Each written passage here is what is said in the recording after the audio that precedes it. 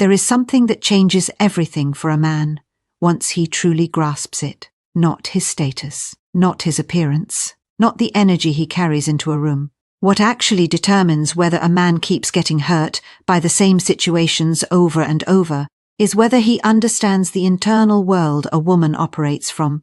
That one shift in understanding is worth more than any advice anyone has ever given you about dating or relationships.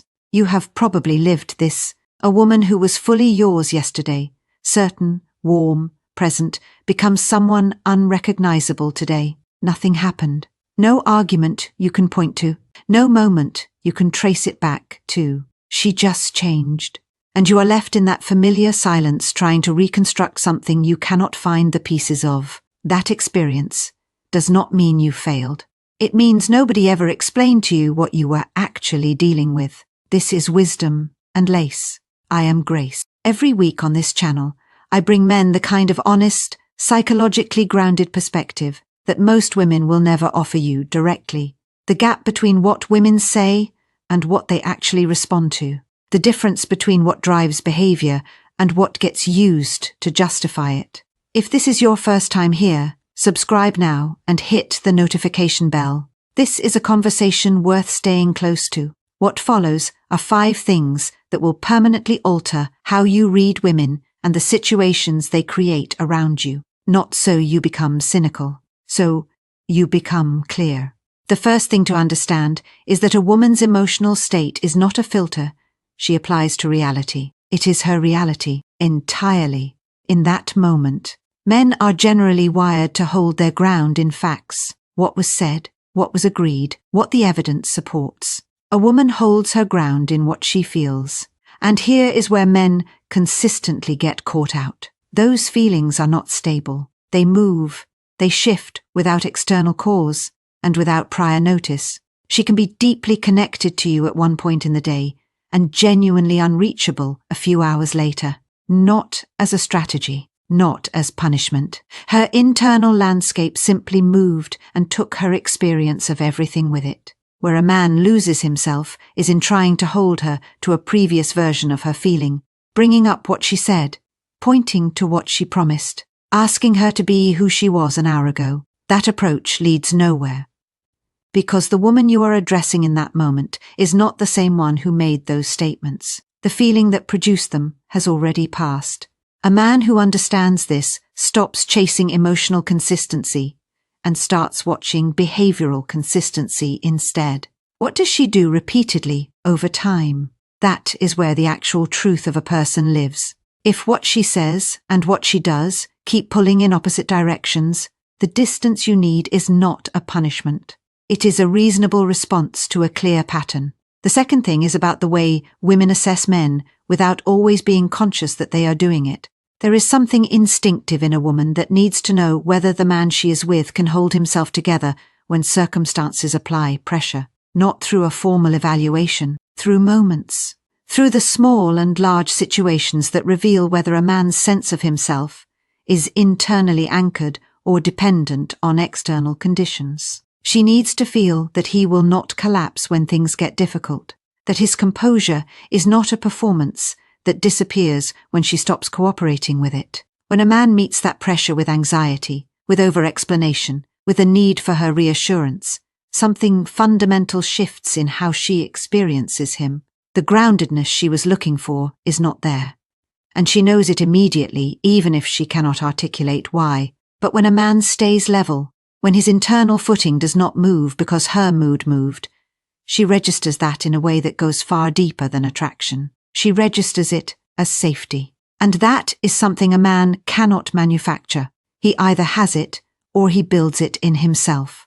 There is no shortcut between those two options. The third thing is, perhaps the most practically useful of all 5. A woman's words and a woman's behavior are not the same source of information, and they do not carry the same weight. What she tells you about herself, about her intentions, about what she wants and who she is, reflects how she sees herself or how she wants to be seen in that moment. It does not always reflect what she will consistently choose when the feeling of that moment has faded. Watch what she selects when there is nothing immediate pushing her toward the better version of herself. Watch how she treats you specifically when you are not providing something she currently needs. Watch whether who she is in private matches who she presents herself to be. A woman cannot sustain a false pattern indefinitely. Given enough time and enough honest observation, the gap between presentation and reality always becomes visible.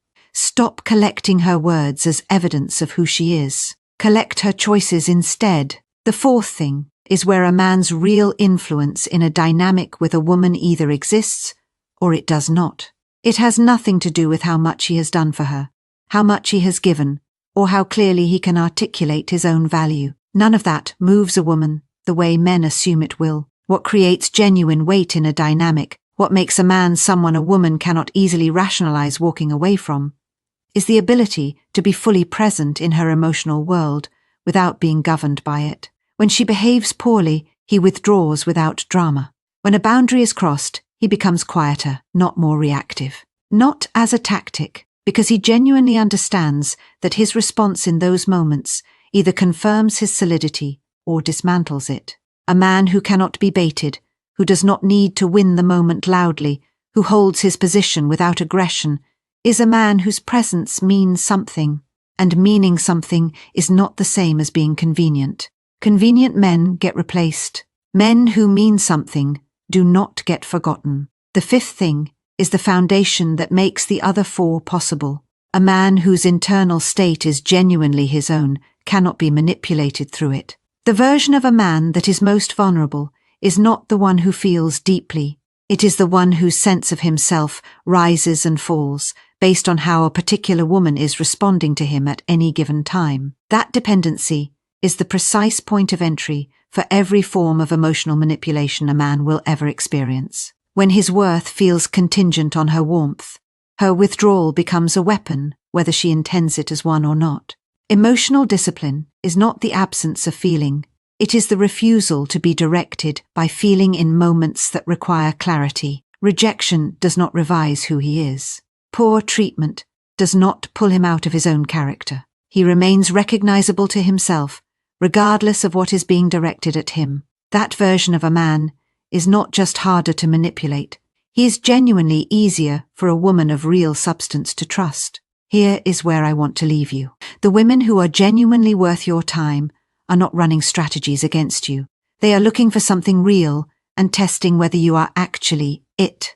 But the way you protect yourself from the woman who is deliberately playing games and the woman who is simply the wrong fit is the same in both cases. Stay rooted in yourself. Let her behavior over time tell you who she is, rather than letting her words in good moments define her. And never negotiate your own dignity in exchange for someone's temporary warmth. That trade never ends well for the man who makes it. I am Grace. This is Wisdom and Lace. If something here landed for you, pass it to a man who needs to hear it right now. Like this video, subscribe to the channel, and leave a comment below. I want to know where you are in this. I read every single one. I will see you in the next one.